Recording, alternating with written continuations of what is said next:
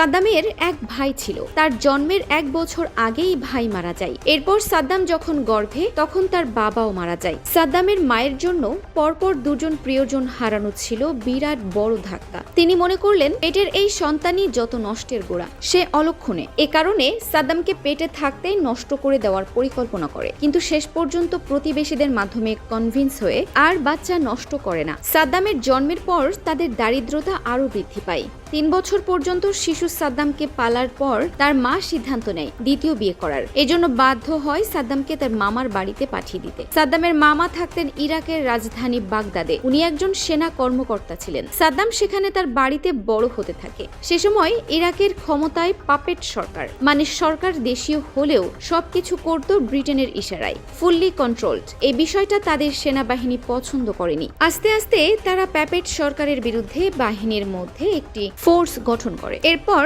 অভ্যুত্থান করে সরকার উৎখাত করে, কিন্তু ব্রিটেন বিষয়টা ভালোভাবে নেয়নি। তারা সরাসরি হস্তক্ষেপ করে এবং সেনা সরকারকে সরিয়ে আগের প্যাপেট সরকার পুনরায় ইনস্টল করে। এরপর অভ্যুত্থানের সাথে জড়িত সকল সেনা কর্মকর্তাকে গ্রেফতার করে। এর মধ্যে ছিলেন সাদ্দামের মামাও। ফলে সাদ্দাম বাধ্য হয় মায়ের কাছে ফিরে যেতে। সমস্যা হলো এখানে তার সৎ বাবা তাকে একদমই দেখতে পারত না, তাকে মারত, স্কুল যেতে দিত না, কাজে পাঠাতো। এভাবে চলছিল। এর মধ্যে সাদ্দামের মামা জেল থেকে ছাড়া পান। সাদ্দাম বিষয়টা জানতে পেরে সৎ বাবার থেকে পালিয়ে মামার কাছে চলে যায়। মামা তাকে স্কুলে ভর্তি করে দেয়। তখন তার বয়স 10। এরপর আস্তে আস্তে সাদ্দামের বুঝ হতে থাকে। সে তার মামাকে খুবই ভক্তি করত, মামাও তাকে আদর করত।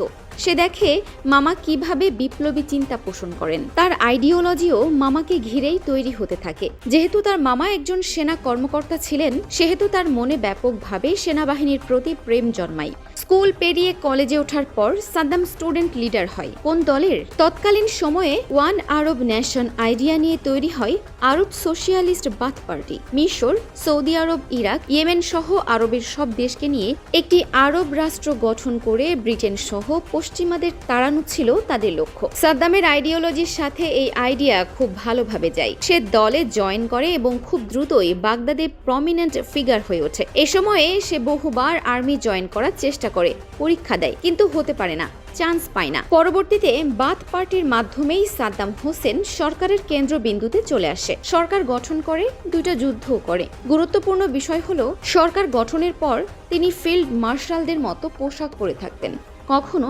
জেনারেলের মতো। অথচ তিনি কখনোই আর্মিতে ছিলেন না। এর একটা কারণ জনগণের সামনে নিজেকে যুদ্ধের সর্বাধিনায়ক হিসেবে উপস্থাপন করা, সেনাবাহিনীর কাছে লিডার হিসেবে উপস্থাপন করা। কিন্তু মূল কারণ তার মামা, যে মামাকে ঘিরে গড়ে উঠেছে তার আইডিওলজি। আর্মি অফিসার না হতে পারার খায়েশ তিনি পূরণ করেন আর্মির পোশাক গায়ে জড়িয়ে, আর্মিকে নেতৃত্ব দিয়ে।